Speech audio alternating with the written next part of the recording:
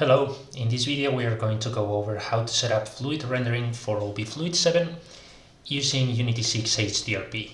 If you open up any of the sample scenes included with OB, you will see that they look pink. This is because the sample scenes use materials that are only compatible with the built-in render pipeline. To fix that, we are going to click on the pink objects, select the material they're using, and here we're going to switch to an HDRP compatible material, in this case, the lead material.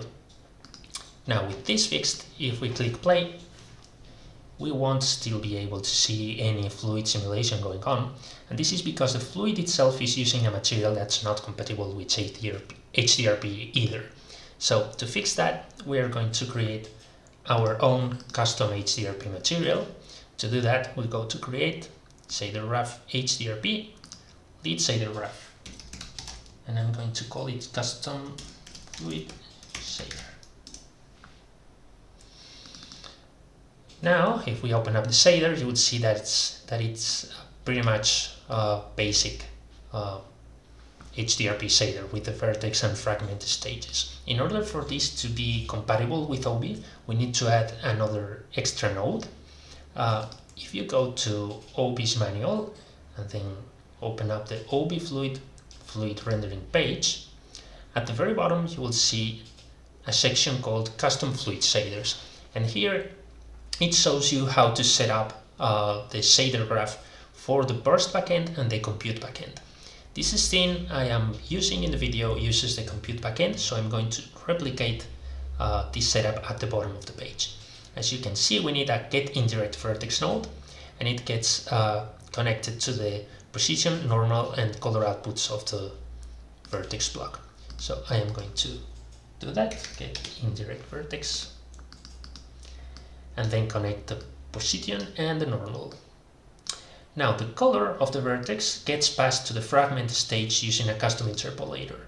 So this is optional, but I'm going to do it so that you can see how it's done. Create a new block and then custom interpolator.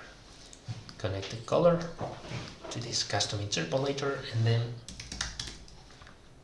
create the node and connect it to the base color of the fragment stage.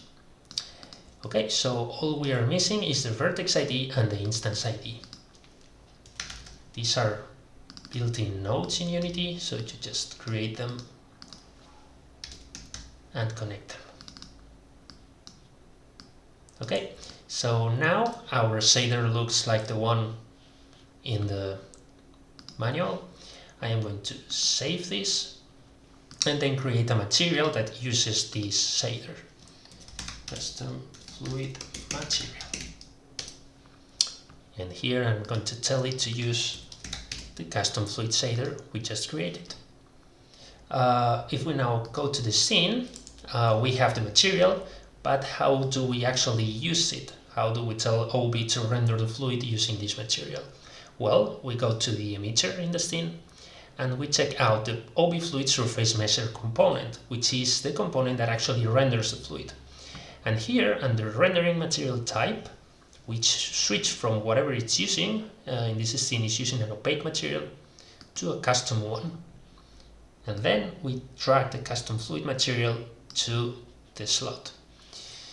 And that's it. If we now hit play, we should be able to see fluid being rendered using our custom material. There you go.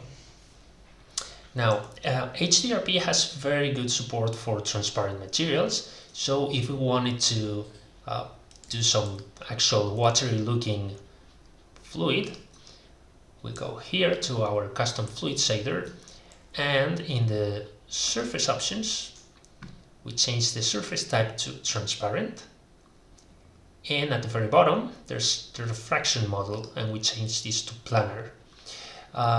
Now, as you just saw, new options appear here in the fragment output block.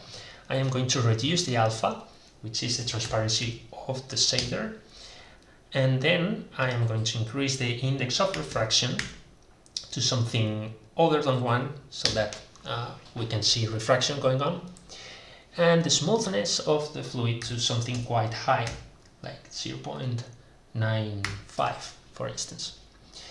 We now save the shader, and here in the custom fluid material using it, well, I'm going to also change the surface type to transparent. Unity takes its time, and then the reflection model to planar.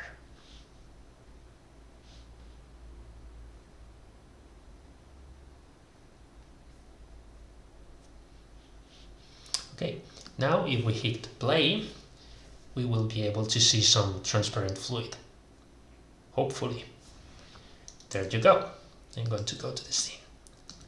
And this is our transparent refractive fluid material. There's a lot of other options that you can play with here in the shader options. For instance, you can change the absorption distance, the transmittance color. You can make the fluid blue, for instance. I'm going to change this like this.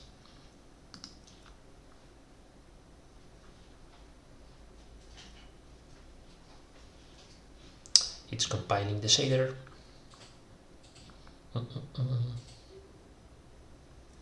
There you go.